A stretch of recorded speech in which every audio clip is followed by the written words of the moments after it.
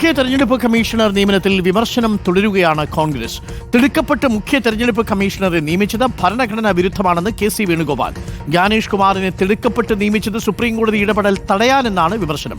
Nobel Marikkaran ചേരുന്നു കൂടുതൽ വിവരങ്ങളുമായി. നോബൽ മാരിക്കാരൻ, മുഖ്യ തെരഞ്ഞെടുപ്പ് കമ്മീഷണറെ തീരുമാനിച്ചപ്പോൾ രാഹുൽ ഗാന്ധിയുടെ എതിർപ്പ് തള്ളിയാണ് സർക്കാർ ആ നീക്കം നടത്തിയിരിക്കുന്നത്. സുപ്രീം കോടതി കേസ് പരിഗണിക്കുന്ന ഘട്ടത്തിൽ ഈ തിടുക്കം എന്ന് പറയുന്നത് സുപ്രീം കോടതിയിൽ നിന്ന് തിരിച്ചടി നേരിടുമോ എന്ന് ഭയന്നുകൊണ്ടാണെന്നാണോ കോൺഗ്രസിന്റെ പ്രതികരണം?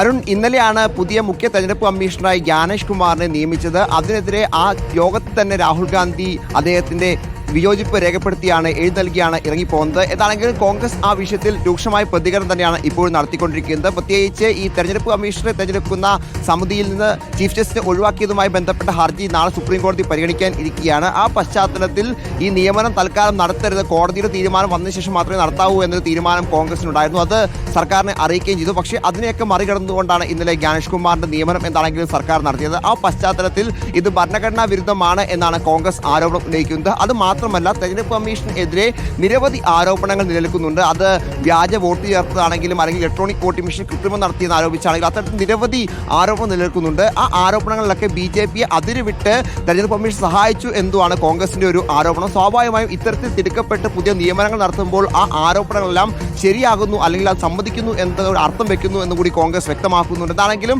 ജ്ഞാനേഷ് കുമാറിന്റെ നിയമനത്തിന് പിന്നാലെ കോൺഗ്രസ് ഇതുമായി ബന്ധപ്പെട്ട അവരുടെ നിലപാട് കടുപ്പിക്കുന്നു എന്ന പ്രധാനപ്പെട്ട കാര്യമാണ്.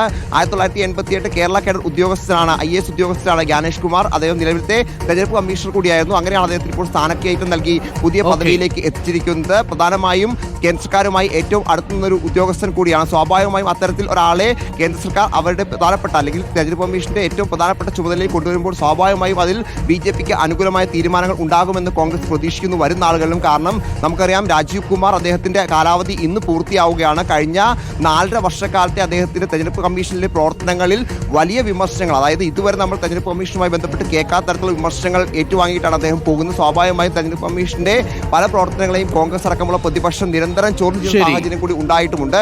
എന്താണെങ്കിലും പുതിയ ആ സ്ഥാനത്തേക്ക് എത്തുന്ന ജ്ഞാനേഷ് കുമാർ എത്തുമ്പോഴും അത്തരത്തിൽ നടപടികൾ തുടരും എന്ന സന്ദേശം BJP നൽകുന്നു എന്ന് കോൺഗ്രസ് വൃത്തങ്ങൾ ഇതിൽ ആരോപണം ഉന്നയിക്കുന്നുണ്ട്.